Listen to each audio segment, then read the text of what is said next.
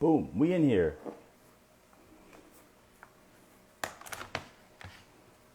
Then y'all are quick. I just opened up. That's good though. That means y'all are ready.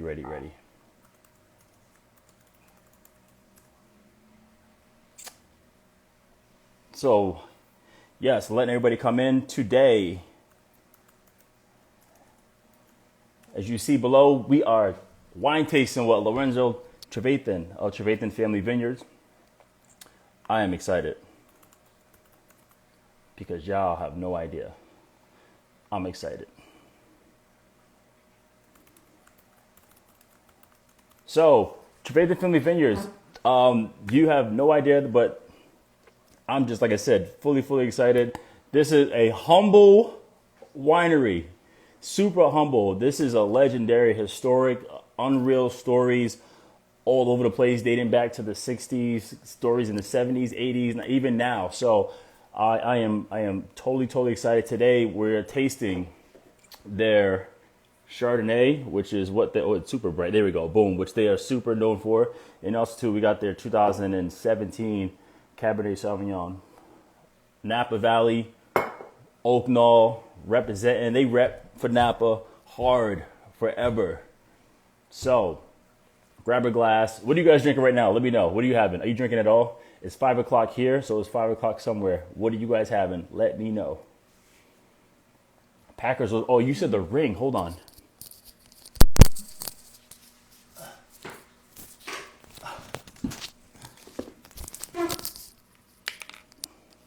I'm going to bring Lorenzo on here in 1 second, but I was asked for the ring.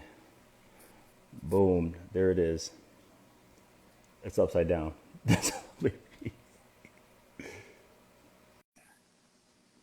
So without further ado, the man, the myth. Oh, you wore a button up Oh today. yeah, how you doing? You wore a button up for me today. With That's the right. I gotta get well, classy it today, must be man. cold. It must be cold in there though. That's why. It's the cellar. You gotta, it's nice outside, but it's always cold here. Meanwhile, I'm over here getting cooked in my office. I'm actually cooking while we speak. So if you keep seeing me What you checking cooking? my, we got a tri-tip on the grill right now. So if you see me checking my watch, I keep checking the Ah, temp. that'll be good for the, you finish up with the Cabernet. The Chardonnay will get you a nice little appetizer going. I The know it Cabernet will is. be perfect with that tri-tip. Trust me, I already been cracking. I actually had to. I poured a new cab because I had the other one open for a few days. So I was like, oh, let me get the fresh taste for this one, you know. But anyways, how are you doing though? Good to see you, man. I'm doing great. It is, yeah, strange times, but we're taking it one step at a time. And the vineyard's been really, the for for our whole history, the vineyard's been our center, our purpose. And in these strange times, it's the thing that keeps us grounded. The grapevines, they just keep growing. They keep doing things. We're already, the weather's been nice and sunny this Yep. December, so we're already out there pruning, setting up for next year. Just keeping everything optimistic and alive and going. And yeah, I've been busier than ever, man. I No, I can't. bet. I don't have anything. I know. This whole like bored under quarantine thing. I'm not in touch with that. I've No, just no, been no, me working. neither. I'm actually a homebody anyway, so it's all Yeah. good. But oh yeah, so we talked before, and I was like, okay, do you go by? Is it Lorenzo? Is it Lauren? I know a Lauren. I know a couple of Laurens. Is it Enzo? Is it Renzo? Like, Yeah. or is it all the above? That's a good Or question, depends on actually. who you're talking to. No, if any of my old friends are on, they'll be laughing because my given name is Lauren. I have a lot of friends who call me Lauren, but my mom always called me Lorenzo, and few people around here of Latin descent, so that was always in the mix. And then when I started racing, that was it. I came back. I won one race, and my Wait, mother was. racing? Fill me in. What is this racing? Hold on, hold on. Don't just say you are racing. Racing what? I have a bad habit that I picked up from my father. I like fast cars, and he started taking one to the track right after I turned 16, Uh huh. and I just started hanging out at the track, bumming rides whenever I could, and finally got in a car and started winning some races. And then a couple years ago, had the opportunity to race professionally in the Pirelli World Challenge, and I finished third in the championship and won Rookie of the Year. Last year? It was this was 2015 actually. Oh, that's still recent though. That's wild. A lot has happened, and racing got even more expensive. So I've been. No, I have a couple of friends who are they're racers. Right now, my buddy Matthew Keegan, he's from Sonoma, and he races. Yeah, you know Matthew? I know Matthew. Yeah. That's very nice. Yeah. Over there at Sears Point, man, we've bumped into each other. I mean, okay, not literally, but you know. Yeah.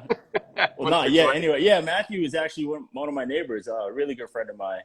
And then I had another friend, Russ Taylor. He used to race too, but I think Corvette, something like that. But that's interesting. That is, it's so funny because you're so mellow. Yeah, right. You're a hot rod, man. You're a dangerous person. That's what it is. For sure. I appreciate that descriptor. Dangerous. Yeah, dangerous person. That's right. So yeah, obviously we're here to talk about, Trefethen and you guys. And I would say, and I spoke to Nicole about how, yes, you guys are extremely humble today because your story is actually pretty crazy. Like you guys are one of those like heavy metal rock bands that you don't want to like claim that you were. Almost like the heavy metal rock bands that all of a sudden now they're like dads and they're picking kids up from school. So yeah, talk to us about, Yeah, but we still play mean guitar. There you go. Yeah, exactly. Like Queen, right? Like Queen, right? Hell yes. Yes. There you go. I got married last year, and our DJ was like, what do you want to play? I was like, man, this is in your hands. I hired you because I love your sets. There you go. But I gotta have me some Freddie Mercury. Give me. Hell yeah. Very cool. So yeah, talk about the venue. Like, how'd your family? First of all, you're third generation. Yes. So how did your family stumble upon this vineyard, and how'd you guys get started? Well, we are, thank you. As you mentioned, we're basically one of the founding families of Napa Valley. We came here when there wasn't anything here, man. It was right. It was just like what, just fruit and fruit and nuts and cows. Yeah, and we were nuts to be doing what we were doing here at the time. Most of Napa Valley was planted to something other than grapes when my grandfather showed up. And then when he started, the money crop at the time, really, Napa was this sort of poor agricultural community just north of San Francisco that nobody knew about. It was beautiful. People would go there. There were some like hot springs, but no one was going there to taste wine. And my grandfather showed up. Walnuts were the money crop, and part of the ranch that he purchased was planted to walnuts. And when he started ripping out walnuts to plant grapevines, everybody in Napa thought he'd lost his mind. You know what's crazy about that though? I heard so many stories about that of, oh, you're nuts, you're crazy. So I got the pleasure of speaking with Laura Catena, and same thing, they went up to 5,000. Dr. Catena. Yeah. Dr. Catena, yeah, I know. 5,000 feet elevation. And telling her dad, you're crazy, you're da da da da. Yeah. And look at them now. I can't even breathe up here. Yeah, I can't. But the wines are great. And then also, I went to Dow, and same thing.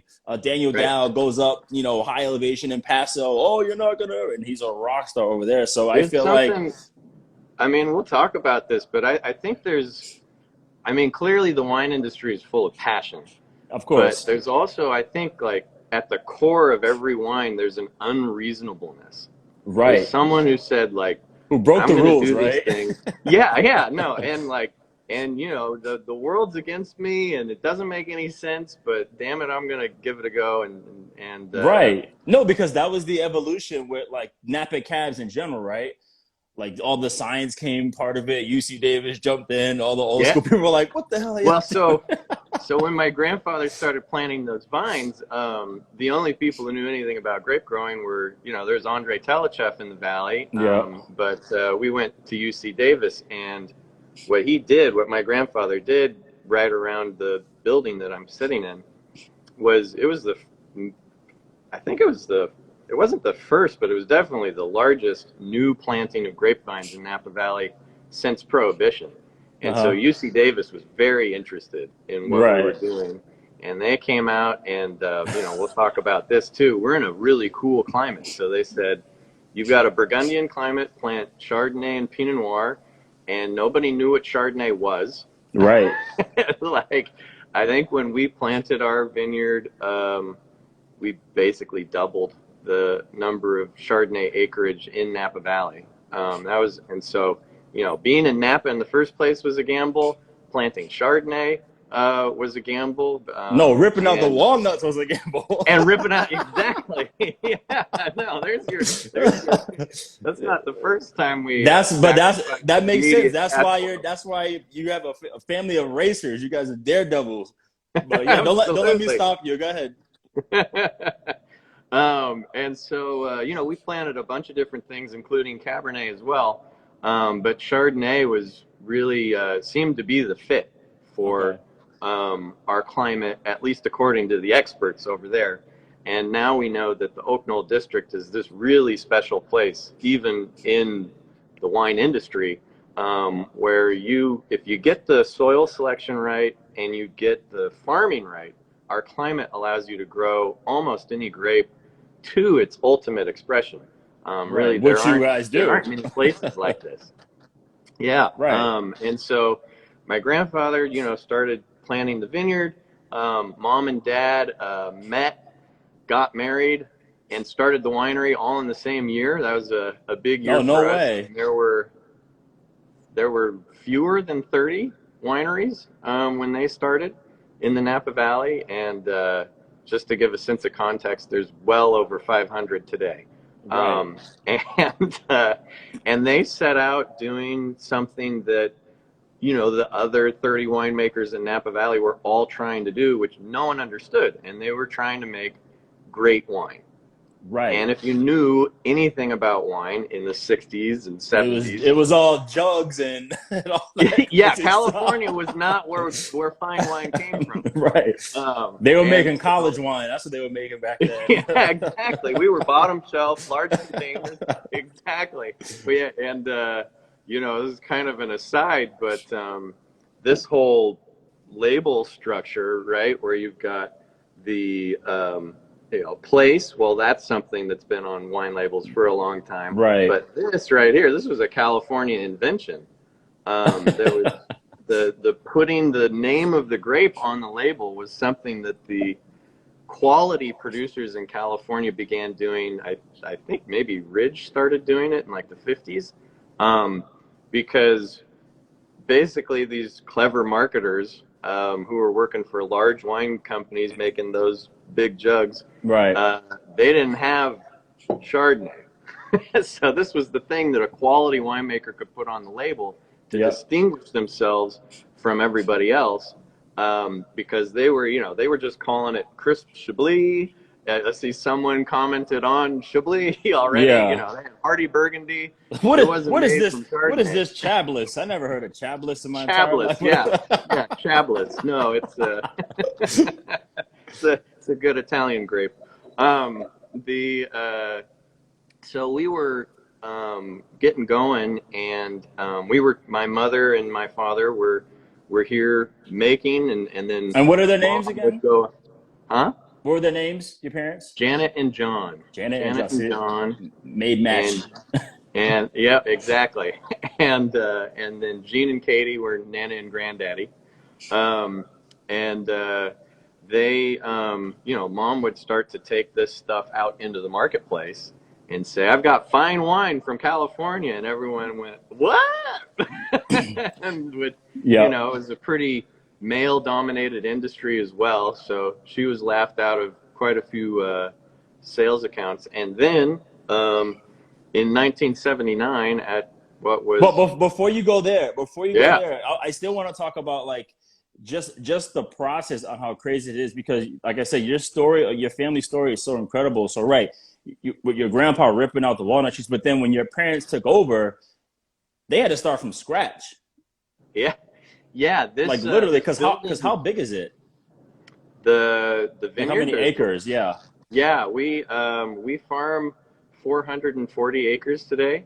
We've got 400 right around the winery, and then another 40 up in the Right. hills at a really special place we call Hill Spring.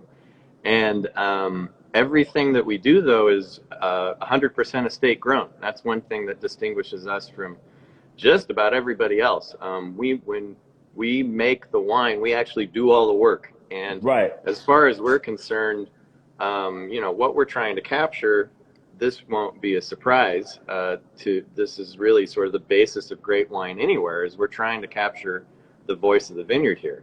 Yeah. I'd normally be outside in the vineyard so we could show that off. I'm in the cellar here because it's dark outside already. Thank you, daylight savings. But No, right. can we just stay on one, please? But this we use to amplify the voice of the vineyard in the glass. We don't want you to actually taste the Right. winemaking. They not only had to like plant the vines, but they had to build this place back up. So this is a amazing historic winery that we operate out of. It was built in 1886 and was really, the site of some of the first defining Napa Valley wines. Took top honors at a big viticultural fair in San Francisco and then at the World's Fair in Paris. And that really sort of put Napa Valley on the top of the California heap for the first time. And but by the time we got here, this whole thing had fallen into disrepair. There weren't any wine tanks anymore. It was basically a roosting habitat for pigeons and bats. And actually, the first time, when Mom and Dad started dating, the first time Mom saw this place, she said, John, can I keep my horse here? It was basically a big dusty barn, and my dad had other plans for it, and so yeah, they chased out the bats, they chased out the pigeons. They started putting barrels in here, and well, I mean, we couldn't afford barrels, so we got some, the first fermentation vessels were literally metal trash cans.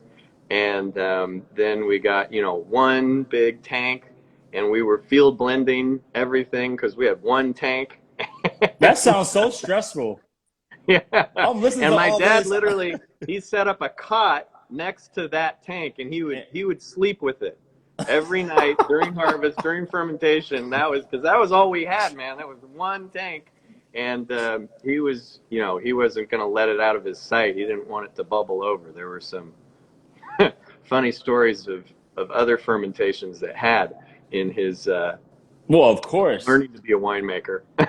So yeah, so you guys, pretty much it took what, like 4 or 5 years to get this thing how you guys want it, right? The first time. I mean, to even produce anything, yeah. Right. And yeah.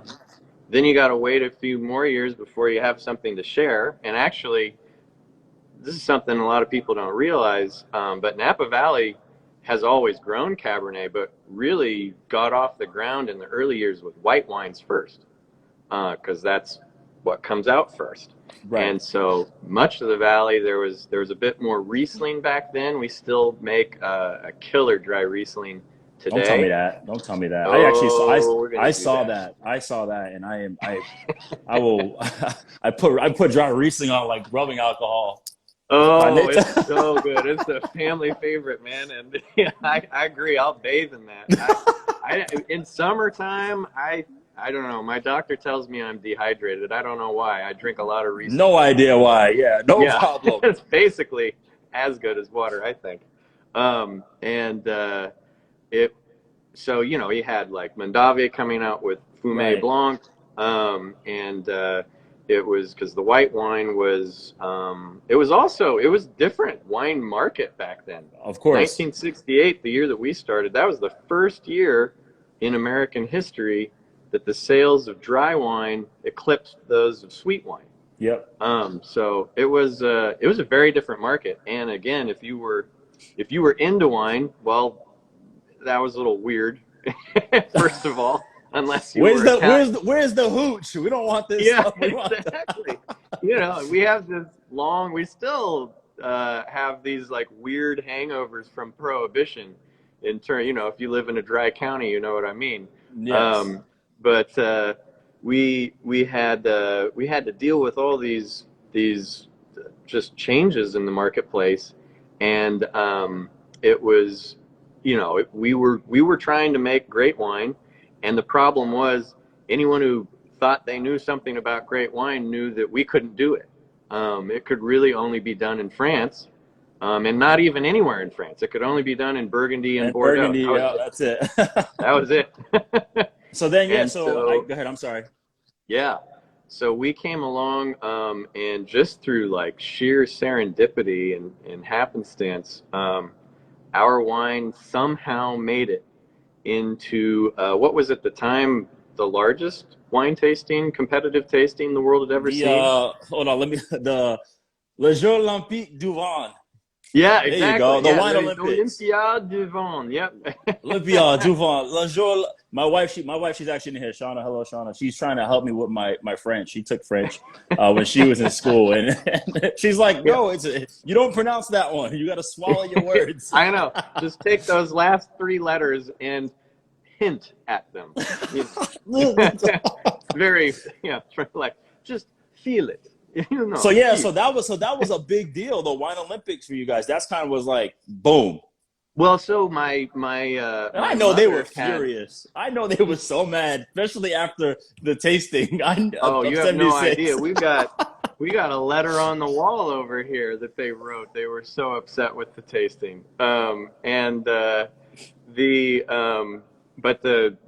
It was, there were 33 countries represented. This was, that's a big deal versus there was like what 20 wines at the tasting, right? Judgment. Yeah. So the Judgment of Paris, which I'm sure many of your fans are familiar with. There was a silly movie called Bottle Shock that was made based on that story. That really set the stage for this tasting because the French weren't going to hold a wine tasting. They didn't need to. Everybody knew that they were the best. And then the Judgment of Paris, this sort of seminal tasting, occurred in '76. And for all their efforts to sort of ignore it, the question had been called there. And for the first time in history, really, the French felt like they had something to prove. And so they organized this massive tasting in '79 and didn't tell us about it. That's funny as hell, dude. 33 countries, man. So when Trefethen Chardonnay was declared the best Chardonnay in the world, no one was more surprised than my folks. By the way, let's talk about this one while you're mentioning Chardonnay. Let's do that. I've been. Where's your glass? What do you mean? I'm right here. I haven't seen your glass I haven't been paying attention. Listen, you didn't even pour. Mine's been in the glass. I'm getting. Cheers, by the way. Yeah, cheers. So continue to tell your story about the Wine Olympics. Well, I think actually I've been. We're all about family here at Trefethen. I got a special guest appearance making her cameo. Give me a second. She's she's making her way over here, but I got a special treat for you. I have like 2 cavities, so I love treats. COVID gave me cavities, man. I've been eating my body weight in Ferrero Rocher. I'll tell you what, it's too good. But here we go. This is how I've spent my COVID. Very nice. Hello there. This is the 4th generation, hopefully one day. This is Zora. Zora's going to end up making whiskey and not wine. There we go. Hello. She's on her evening walk with Mom over here, and nice. I decided to stop by and say hello. So she's been keeping us very occupied. And she's gorgeous. So cool. What do you think? Is this fun? She's like, she's reading all the comments right now. Can you smile? Can you Very smile for the cool. Hi, camera? baby. Ah, Oh, there you we go. go. Very Yeah, nice. Hi. That's so there we cool. go. My kids are doing homework. Yeah, exactly. Yeah, you're running a school over there, They're right? like, Dad, where's the tri-tip? No, our kids are in school. They're in school. Oh, nice. Yes. That's good. Yes. Yeah, no, I've been. She was born on March 17th, which is a great birthday, St. Patrick's Day. Yep. And right, I mean, we were Like in right San before, Francisco right? as it was locking down. She was like, I gotta go. Dude, yeah, exactly. I know you guys are like, come on, baby, let's get out of here. Yeah, yeah, exactly. It was weird. I couldn't leave that room for the next 3 days. That's wild. Yeah. But yeah, it's been a oddly convenient time to be sheltering in place. So I'm going to hand her back. That's so cool. So she No, can keep that's going awesome. on her tour. Thanks, Mom. Very nice.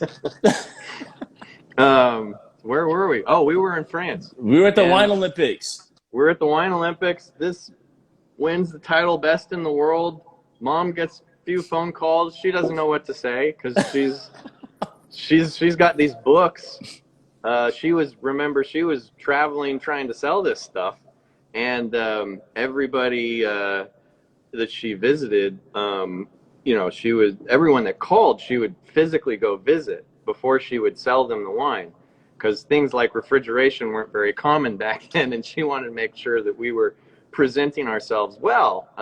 And she had these. She still has these booklets that are detailed in their notation of everything about the account, and of course she was relationship building at the same time, so their dog's name, their kids' names, their birthdays, all that stuff. And she flipped through those books, first phone calls she got, and she said, I'm sorry, there must be a mistake. We don't have any wine in France. There's no way we could be at this tasting. And it wasn't until the CBS News helicopter landed basically on our cellar door that we went, oh, this really happened. That's wild. And to your point, meanwhile, back in France, the revolt started in Burgundy, of course. And Robert Drouin, head of the Drouin family, he wrote a letter to the organizers of the Wine Olympics, and we've got that letter. It's a fascinating piece of wine history, basically expressing his sincere displeasure with the result. How can this be? This is BS. Yeah. And he says, I will pick up my white glove and challenge for the honor of France. And so the following year, they took over the palace of the Dukes of Burgundy, and all of the top finishing wines from the Wine Olympics went up against all the Grand Cru wines of Drouin, and Drouin did very well. They finished second, and Trefethen won again. That is classic, but that's my point. That's my point. Like I wanted this to be shared with everyone, because that's a big deal. Especially not just this is a huge deal. This for is, California, for Chardonnay, for Napa. I mean, this is massive. This was one of the results that brought people's attention to Napa Valley and said, "Look, there's something special going on here."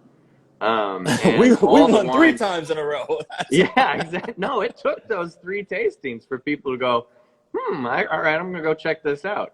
And it was this magical time. I mean, it wasn't just my family that were crazy. Everybody who was here was crazy. Yeah. And you had, these personalities that started this place. The Mondavis, the Chapelets, the Barretts, the Heitzes, the Winiarskis. They were all a bit out of it. And they were all very passionate about what they were doing. And they came to the right place at the right time. We didn't know they were putting together the rematch. That was a total surprise too. That's so fun.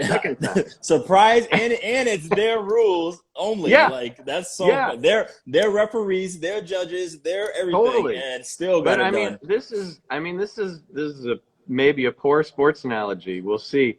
you let me know. But you know, in your career, when you made an interception, when you caught that kickoff and returned it for a touchdown, that's a major turning point in a game. Right. And these results, those were those types of turning points. We caught the interception, and we just did it, you know, really through the strength of this place. When you taste the Chardonnay, I was gonna say you know, about this place. Talk to everybody yeah, about the 2018. By the way, these wines are listed at the website below.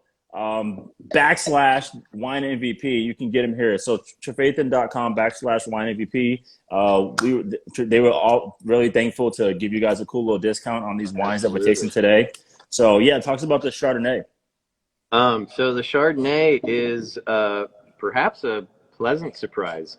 California Chardonnay, after it was established by the wines of the 70s, kind of took a turn, and that was because of a different way of winemaking. People started making wine in the cellar, and suddenly Chardonnay started picking up all these sort of secondary characteristics in the cellar. They became buttery, they became oaky. Those, as I mentioned, are things that we don't want you to taste. We want you to taste the vineyard. So this is a very crisp apple, lemon expression of the vineyard, and it's pure. It's crystal clean. Like I'm dying for some shellfish right now. Hey, a scallop or something. Absolutely. Because me, I love, you know, crispy, like steely, like minerality, salty, lemon, citrus Chardonnay. That's what I like. So of course, that's what we like too. Yeah, and so yeah, the cool climate, like you mentioned, cool climate Chardonnay. That's what it's going to taste like when you do it properly. Absolutely. But however, you do. In here. Go ahead. The minerality in here, and everything. I mean, the other thing that's really I can't do swordfish. My wife doesn't like the mercury, so I can't do swordfish. So that's okay. Yeah, just add tarragon. Add tarragon to anything, and it'll pair beautifully. There you go. Actually, one of my favorite pairings with this wine is just take some crackers or some fresh bread, tear that bread up. Don't get all fancy. Take some goat cheese and mix in some tarragon, some freshly cut tarragon, and spread it on that bread. That's going to be fire. Perfect. Okay. Perfect. Yeah. Or scallops. There you go. So yeah. So this is, you actually do use a little bit of oak and a little bit of malolactic. We do. Okay. Yeah. So we've become. I mentioned we couldn't afford wine barrels in the early years. We also, they wouldn't sell them to us. There wasn't any wine barrel export industry from France yet. And so my dad actually went to the only place you could get a barrel. He went to Kentucky and bought used. Yeah, he bought some used bourbon barrels, and we made a couple barrels of Chardonnay in the early years. In those barrels, because we'd heard oak barrels were the thing to do, and we made a Chardonnay that tasted exactly like bourbon, and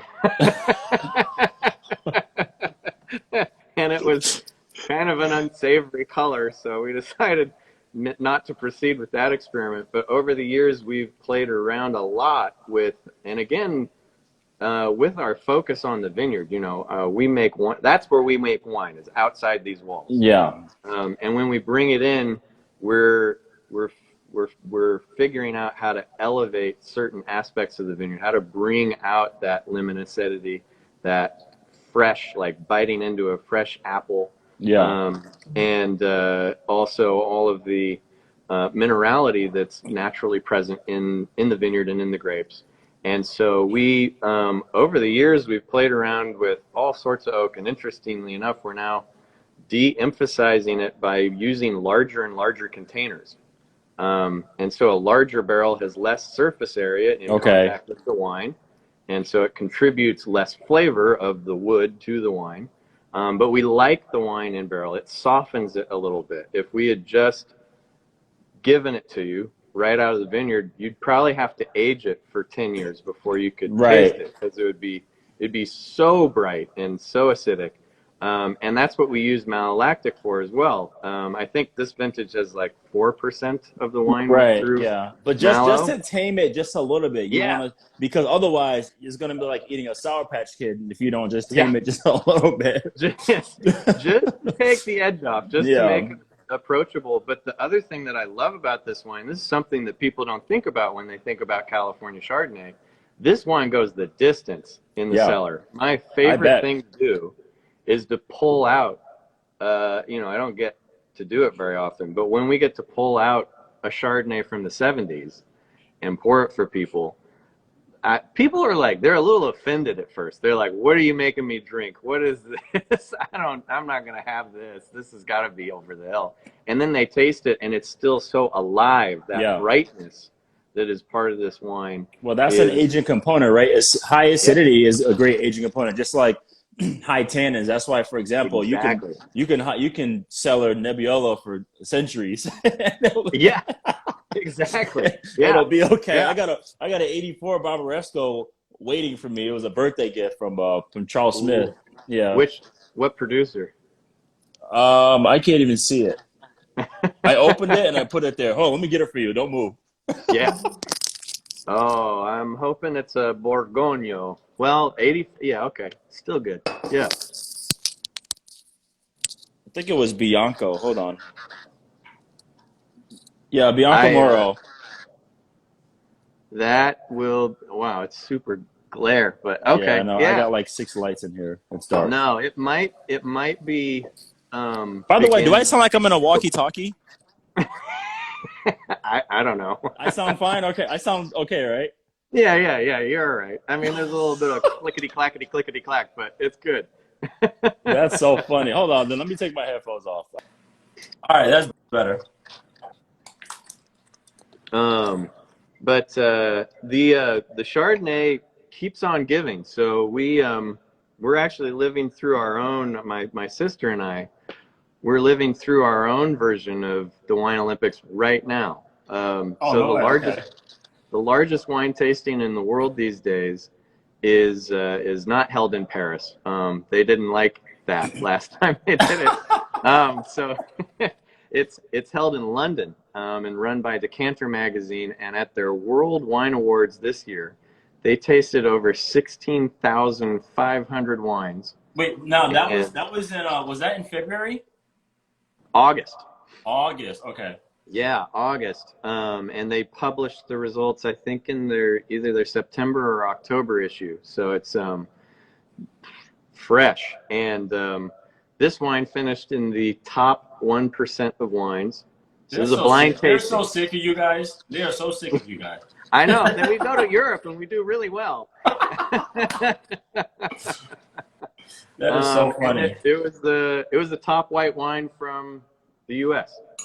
This vintage, and it's and our Cabernet did even better, which we'll talk about next.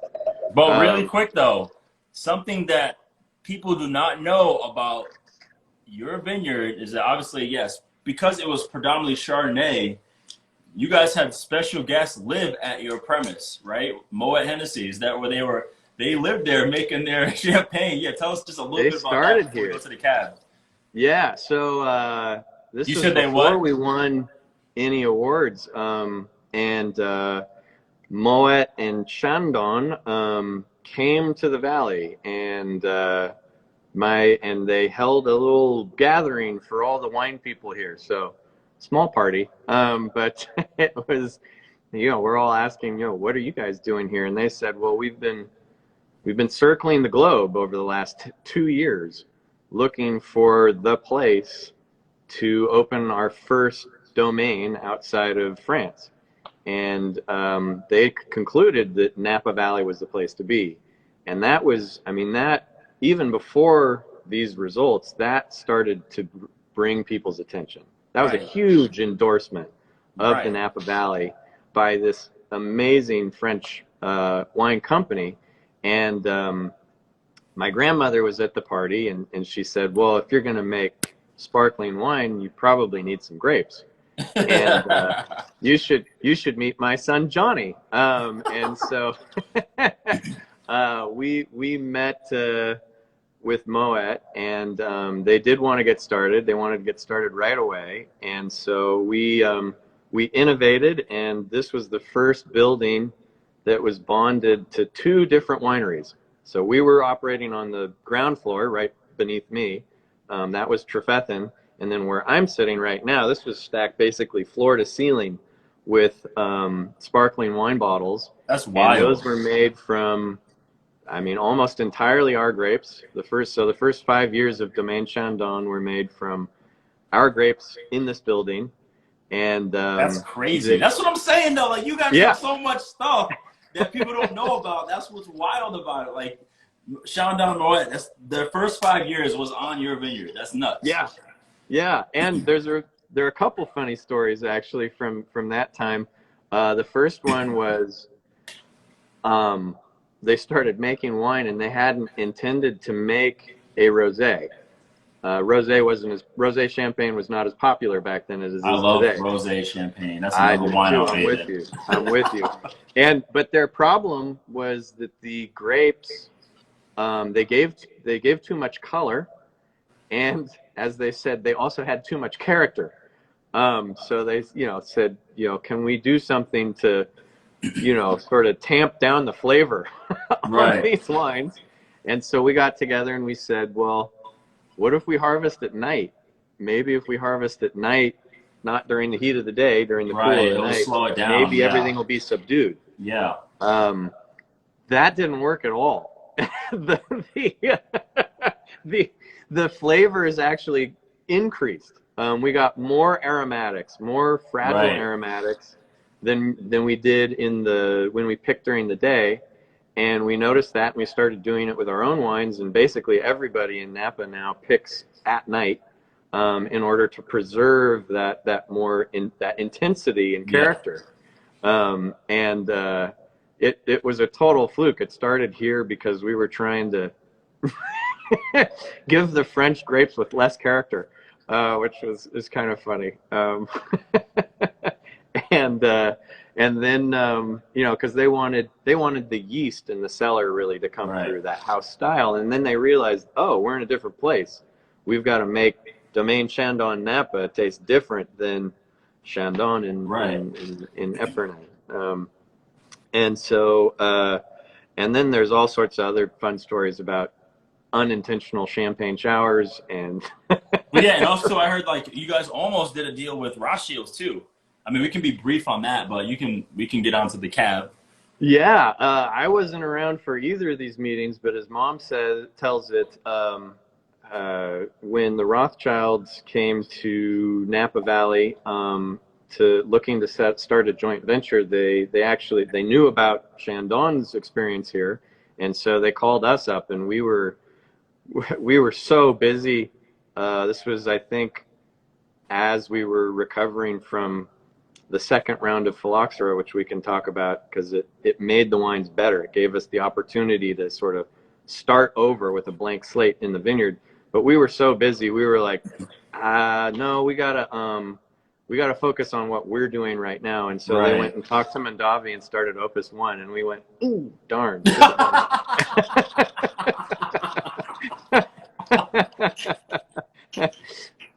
And actually, that took a little while to get going, so it seemed like a good idea to have passed at first, but now it would be kind of crazy. They said, well, fine, we'll go over here then.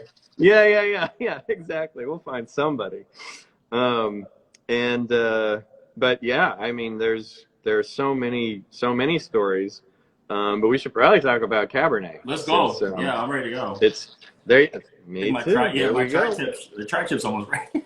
It might be ready now. Yeah. What's the temperature? You got that wireless thermometer? I do got the wireless. My wife took it off. I don't know if she's in her or not. Is the tri-tip ready, my love? Yeah. Well, here, you'll like this, actually. Before we get there, the other amazing thing about Napa in the early years is now everyone knows it is not only a center of wine, but of food. Back when we started, there were, as I mentioned, very few vineyards, fewer than wineries, and 0 restaurants. there was no good food in Napa Valley. And but as my mother says, wine awakens the palate. And so you start enjoying wine, you start enjoying food. And so my mother and my grandmother joined a group that were passing recipes back and forth, sort of teaching each other how to cook. And then they built a little kitchen here on the property. And for the next 25 years, this was the home of the Napa Valley cooking class. And this was funny. This was way before the Food Network, so there was no such thing as a celebrity chef, but we got all these young chefs to come visit Napa to taste the wine, and while they were here, they gave a little demo. So we had Wolfgang Puck and Charlie Trotter and Michael Chiarello and Alice Waters and Jeremiah Tower, all these amazing chefs. While they were still young and unknown, they came and cooked in our little kitchen, and a few of them said, I like it here. I'm going to stick around. And we've got a great partnership with Thomas Keller still. We grow about half of the vegetables that they use at the French Laundry and his other restaurants. It was really this cooking class, which was, it was hilarious. It was basically like a lot of wives and just people who were suddenly interested in food, who'd been to France and, started saying, why can't I get food like this here? Because Napa can grow anything. And they came and started like teaching themselves to entertain. And if you've been to Napa, you know that like the hospitality here is legendary, but it was something that was very self-taught. Everyone sort of figured it out on their own.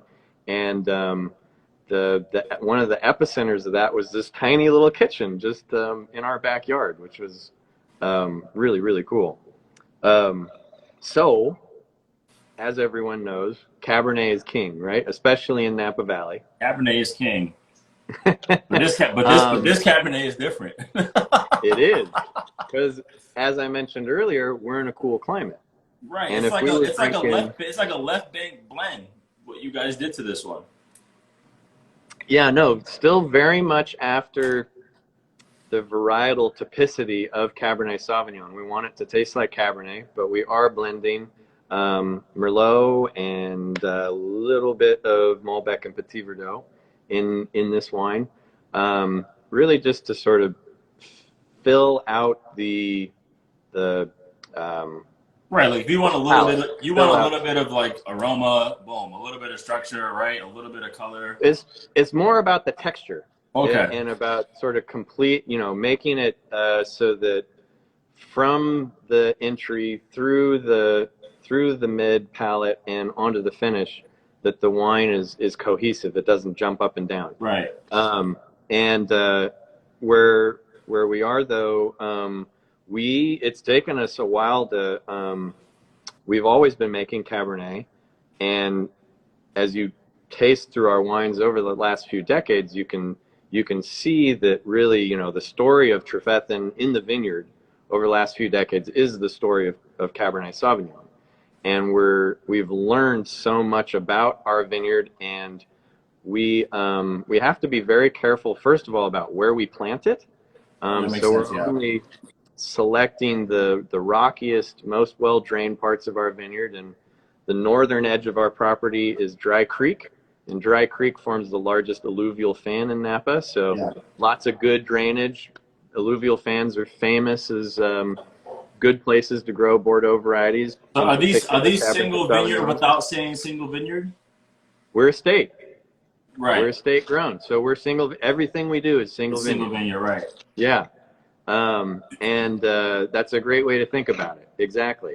And we're not only, I'll expand on that a little bit, because not only do we only use the grapes that we grow, but we do all of the work. Yes. And what I mean by that is we don't hire a farming company to come in and grow the grapes for us. You plant, you grow, you harvest, you trim, you do all that. Yeah. Everybody who picks a grape here at Trefethen is a full-time, fully benefited employee. And it's been that way. We've had 401ks and healthcare for our employees since the very beginning. That was very So cool. important to my grandfather. And it was very, I don't know that, you really got that deal in agricultural labor when we started. So it was very unique. And now it's actually becoming even more unique. It's difficult to be a farm worker employer in the state of California, but it's really central to who we are. But this is why we're doing this, though, because people, especially my ignorant generation, my innovative ignorant millennials, like this is important. This is why I was so excited to do this live, because man, there is so much just genuine, rich history that is so fun. Like we just I mean, dude, we're going like almost an hour talking about how cool everything is. We just got to the cab. Open this one, we better get there. No, but I'll say, I know, because I'm sure that's my generation too. I'm an elder millennial, so it's my generation too. And the thing that I will say about our ignorant generation is they want to learn, they want to know. Exactly. And they want a connection. This is a connection. Yeah, you can't make this up. It needs to be authentic. It needs to be coming from a real place, because we're suspicious. We don't, you come with that slick marketing spiel. We're like, nah. You got to give me something real. Yeah. And so this is what this is. This is a cool climate Cabernet Sauvignon. And because of the way that we've learned to farm it and plant it, we're able to achieve that fruit intensity that you would expect from Napa Valley in particular. Tends towards the red side of the spectrum as opposed to the dark fruit side of the spectrum. And then there's just so much that's interesting that's going on here that you might not get in a warmer climate. If we were tasting Pinot Noir and I said cool climate Pinot Noir, you'd nod your head, you'd know what we were talking about. You're like, that's where it's at. I think the same goes for Cabernet Sauvignon as well, because you basically, like, our growing period is longer and you end up preserving a lot of the chemistry. And so in addition to fruit, you've got spiciness and earthiness and this pepperiness and this this is maybe a bad word to some people, but an herbaceousness. But it's Cabernet Sauvignon. And Sauvignon should have a little bit of something savage behind it. Listen, don't yell at the people now, Lauren. This is something that when you say cool climate, it's for me, it's relaxing, because it's like, man, now we're getting to the earth, we're getting to the structure, we're getting to the minerality, we're getting to all those things in the vineyard. You're gonna get that, and like you mentioned, like the cool climate, that's what it preserves the vineyard. Basically, it preserves. It preserved when your parents had to replant twice. That's what it preserved. It preserved all that stuff. So no, this is rocking, man. I mean, probably one of the cabs with the longest finishes I ever tasted in a long ass time. Like it's still going. It's still going. It's still going. Yeah. This was awesome, man. I couldn't wait. It's funny because usually people want to do lives for like 30 minutes. I'm like, no, there's way too much to go for 30 minutes. We just got started. We literally just got started, which is why we're going to go again when I get that Riesling. We're going to talk about that in your late harvest. We're going to do both. How about that next time? But yeah, no, I just wanted to say, man, thank you, for first of all, you and to Nicole for setting this up, for sending me. Thank you, Nicole. For reaching out, man, because this is cool, and this is what I represent. I'm all about just education. I'm all about real stories, being authentic, because there's so many like wineries like you guys that been a part of some crazy fun historic times that today kind of I don't want to say get lost in the shuffle, but it's not, you don't hear about it as much, but that's what you guys deserve in this industry, and I'm so thankful to be part of that and to be an extra voice to definitely get that out there, and it is not going to stop today. I'll tell you that. Well, thank you so much for having me on. It's a real pleasure to share our story with you and everybody watching. And I noticed someone said, "What Cabernet is it?" It's the 2017 Trefethen Cabernet Sauvignon. I mentioned it did even better than the Chardonnay at that big tasting in London, and it was awarded the highest award, Best in Show, which of those 16,500 plus wines, that was an award that was only given to the final 50, the best 50 of the show. So we're running out, but there's a special link that Will mentioned earlier, trefethen.com/wine MVP, and we've got a little bit of both of these wines reserved just for you guys. Yeah, I put the link right below. You guys can go. And they keep listen. We'll talk about Halo whenever that is. There's a beautiful story with Halo about you and your sister. I heard about that. But yeah, these two wines that we just talked about, which are the real deal. If you want some real deal, I mean, and it just looks like how it tastes just through the bottle. That's what it really does. It looks like exactly. It looks clean, green, citrusy, just really cool. So get these wines at trefethen.com. / is that a backslash or a forward slash? It's a forward slash, right? / wine MVP. Link is right there. It'll be in my profile on my link tree, and also I'll post it in my story too. But Lorenzo, thank you so much, man. This is not going to be the last time. I'm going to tell my neighbor that I talked to you about your wine. We can talk racing. We can talk Halo. We can talk Riesling. There's plenty to go. Very good, man. Thank you, buddy. Hey, cheers, man. Yeah. Okay. All right, man. Go get that tri-tip. Yeah, I know, right? Yeah. Got to be ready by now. Gotta be ready. Everyone, thank you so much for joining us. I need to go have dinner with my family. It is long overdue. But yes, remember, go to trefethen.com / wine MVP.